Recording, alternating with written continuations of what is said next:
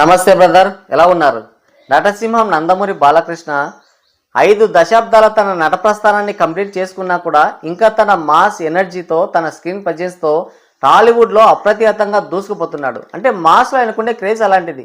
మాస్గా బాప్ అని చెప్పొచ్చు. గట్టిగా మాట్లాడితే బాలకృష్ణ అంటే మాస్, మాస్ అంటే బాలకృష్ణ అని కూడా చెప్పొచ్చు. ఎందుకంటే కంటిన్యూస్గా ఫ్లాప్స్ పడుతున్నా, ఒకవైపు ట్రోల్స్, మరోవైపు విమర్శలతో సతమతం అయిపోతున్నా, కేవలం ఒకే ఒక్క సినిమాతో బాలకృష్ణ మళ్ళీ బౌన్స్ బ్యాక్ అయ్యాడు. ఇక అక్కడ నుంచి వెనుదిరిగి చూసుకోవాల్సిన అవసరమే లేకుండా పోయింది తనకి. బ్యాక్ టు బ్యాక్ 400 కోట్ల సినిమాలు అందించాడు ఇండస్ట్రీకి. ఇది ఒక రేర్ రికార్డు. ఒక మాస్ హీరోకి మాత్రమే ఇలాగా ఒక రేర్ రికార్డ్ పెట్టడం సాధ్యమవుతుంది. ఒక్కసారిగా బౌన్స్ బ్యాక్ అవ్వడం కూడా సాధ్యమవుతుంది. అంటే నందమూరి బాలకృష్ణ అంటే కేవలం మా సినిమాలకే కేర్ ఆఫ్ అడ్రస్ అని అనుకోవద్దు. చారిత్రక సినిమాలకు కూడా పెట్టింది పేరైన. మాస్కి భిన్నంగా ప్రవర్తిస్తూ ఉంటాడంతే.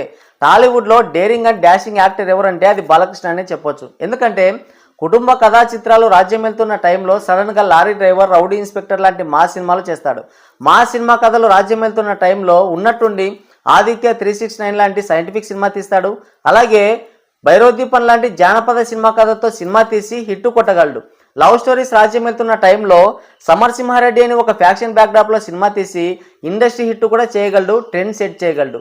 అలాగే ఇండస్ట్రీలోకి కొత్త తరం నీరు చేరిన తర్వాత, అంటే కొత్త తరం వారసులు కానీ యువ హీరోలు కానీ వచ్చిన తర్వాత సీనియర్ హీరోలు ఎలాంటి సినిమాలు చేయాలో తెలియక సతమతమైపోతూ డీలా పడిపోతుంటారు. అలాంటి టైంలో బాలకృష్ణ మళ్ళీ గౌతమిపుత్ర శాతకర్ణి లాంటి ఒక హిస్టారికల్ బ్యాక్డ్రాప్లో సినిమా తీసి హిట్ కొట్టగలడు. మళ్ళీ మైథలాజికల్ కాన్సెప్ట్లోనే దానికి మాస్ కమర్షియల్ టచ్ ఇచ్చి అఖండ లాంటి ఒక సినిమా తీసి రేర్ రికార్డ్స్ కూడా పెట్టగలడు.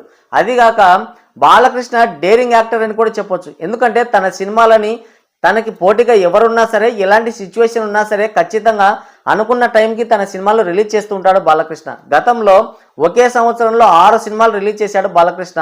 అది ఒక రేర్ రికార్డ్. అదిగాక ఆ 6 సినిమాలు కూడా బ్లాక్ బస్టర్ హిట్ అయ్యాయి.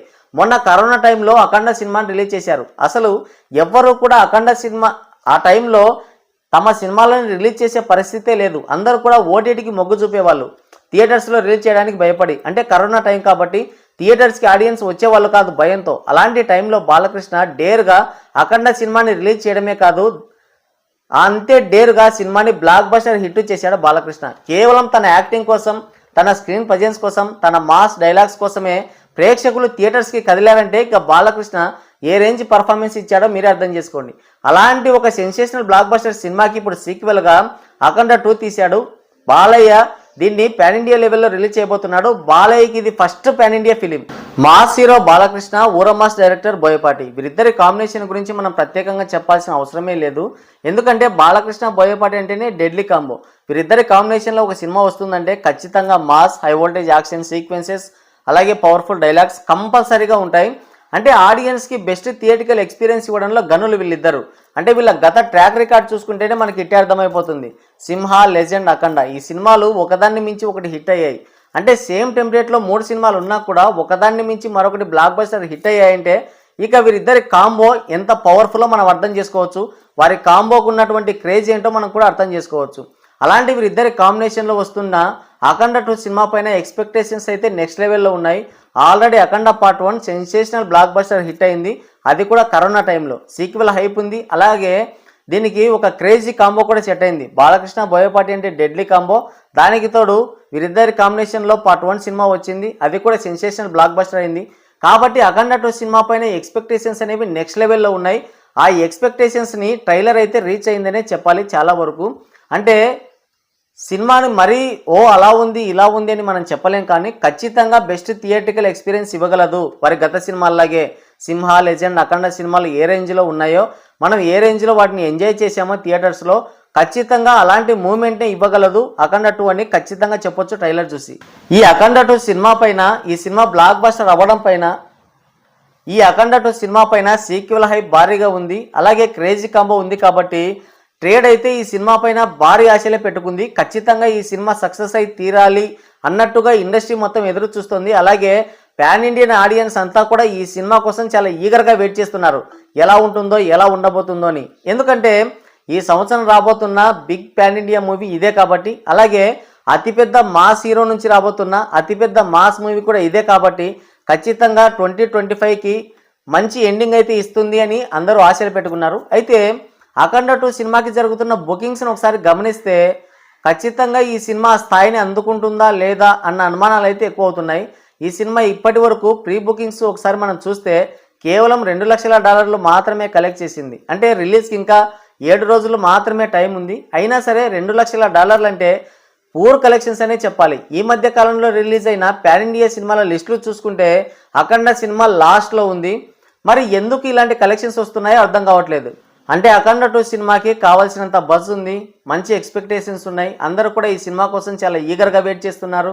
అదిగాక ఈ సినిమాకి సీక్వెల్ హైప్ ఉంది. కావాల్సిన మొన్న ట్రైలర్ రిలీజ్ చేస్తే 20 మిలియన్కి పైగా వ్యూస్ వచ్చాయి. అలాగే ప్రమోషన్స్ కూడా చంపేదులు పెడుతున్నారు. మొన్న రిలీజ్ చేసిన సాంగ్స్కి కూడా మంచి రీచ్ వచ్చింది. అయినా సరే ఈ సినిమాకి బుకింగ్స్ ఎందుకు జరగట్లేదా అనేది అర్థం కావట్లేదు. అంటే ఎందుకు ఈ సినిమాకి బుకింగ్స్ అనేవి జరగడం లేదంటే ఈ సినిమాని 3Dలో రిలీజ్ చేస్తున్నారు కాబట్టి బుకింగ్స్ అనేవి జరగడం లేదు. అంటే మీరు అనుకోవచ్చు 3Dలో రిలీజ్ చేయడానికి బుకింగ్ జరగకపోవడానికి కారణం ఏంటా అని. మనం ఒకసారి ఫ్లాష్ బ్యాక్కి వెళ్తే గతంలో రజనీకాంత్ శంకర్ల కాంబినేషన్లో వచ్చిన రోబో 2.0 సినిమాని కూడా ఇలాగే 3Dలో రిలీజ్ చేశారు. అయితే రిలీజ్ అయిన తర్వాతనో రిలీజ్కి ముందు రోజో శంకర్ గారు ఒక మాట చెప్పాడు. ఏమని? ఈ సినిమాని ఖచ్చితంగా 3Dలోనే చూడండి, బెస్ట్ థియేటికల్ ఎక్స్పీరియన్స్ పొందండి అన్నాడు. సినిమా ఇక చచ్చిపోయింది. అక్కడితోనే సినిమా డెడ్ అయిపోయింది. ఎందుకంటే ప్రతి ఒక్కరూ కూడా ఈ సినిమాని 3Dలోనే చూడాలి అనుకున్నారు. కానీ 3Dని సపోర్ట్ చేసే థియేటర్లు ఎన్నున్నాయి? అన్ని థియేటర్స్లో కూడా ఈ సినిమాని 3Dలో రిలీజ్ చేయలేరు. కేవలం కొన్ని థియేటర్స్కి మాత్రమే ఆక్యుపెన్సీ ఉంటుంది. కాబట్టి అందరూ కూడా 3Dలో చూడాలనుకున్నారు. ఇక ఆ సినిమాకి టాక్ రావడంతో, అంటే బాగోలేదన్న టాక్ రావడంతో ఆ ఉన్న అరాకొర కలెక్షన్స్ కూడా రాకుండా పోయాయి.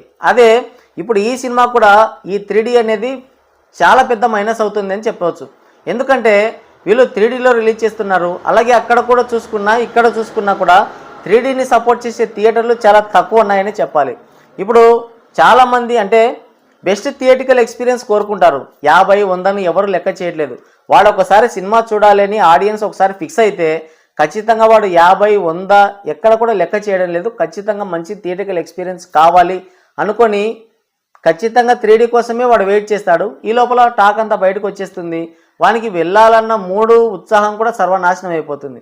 అంటే ఇప్పుడు చాలామంది ఏంటంటే అక్కడ మొత్తం 2Dలోనే బుకింగ్స్ అయితే ఓపెన్ చేశారు. 3Dలో చాలా తక్కువ థియేటర్స్ ఉన్నాయి కాబట్టి అక్కడక్కడ కొన్ని థియేటర్స్కి అయితే 3Dలో ఓపెన్ చేశారు. అందుకని ఈ సినిమాకి కలెక్షన్లు తగ్గాయి అంటున్నారు అంతా. మొన్నటి వరకు 3Dలో రిలీజ్ చేస్తున్నారంటే ఆహా ఓహా అనుకున్నాం. ఇప్పుడు అదే ఈ సినిమాకి బిగ్గెస్ట్ మైనస్గా మారిపోయే ప్రమాదం ఉందేమో అనిపిస్తుంది. ఎందుకంటే బుకింగ్స్ 3D బుకింగ్స్ అయితే ఓ రేంజ్లో అవుతున్నాయి. ఇప్పుడు జరిగిన మొత్తం బుకింగ్స్ అన్ని చూసుకుంటే 3Dలో ఎక్కడ షో రిలీజ్ చేసినా కూడా మొత్తం హౌస్ఫుల్స్ అయిపోతున్నాయి.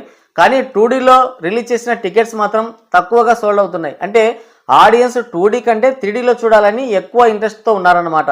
కాబట్టి ఈ 3Dలో రిలీజ్ చేయడం వల్ల సినిమాకి బిగ్గెస్ట్ మైనస్ అవుతుందేమో అని అనిపిస్తుంది.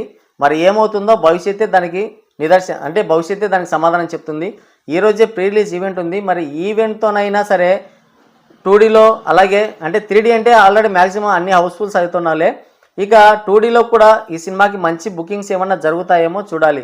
ఇక రిలీజ్కి కేవలం 7 days మాత్రమే ఉంది. పైగా ఒక రోజు ముందే ప్రీమియర్ చేస్తున్నారు. మరి ఏమవుతుందో చూడాలి. అంటే ఇప్పటి వరకు సాధించిన కలెక్షన్ల పరంగా చూసుకుంటే ఖచ్చితంగా ఇవి పూర్ కలెక్షన్స్ అనే చెప్పాలి. అంటే దానికి కూడా కారణం ఉంది. 2Dలో రిలీజ్ చేయడం వల్ల 3Dలో రిలీజ్ చేయడం వల్ల 2Dలో చూడడానికి ఆడియన్స్ పెద్దగా ఇంట్రెస్ట్ చూపించడం లేదు. అందుకని ఈ సినిమాకి కలెక్షన్లు తగ్గాయి. మరి ఏమవుతుందో చూడాలి. మరి ఈ సినిమాని మీరు 2Dలో చూస్తారా 3Dలో చూస్తారా? కింద కామెంట్ చేయండి.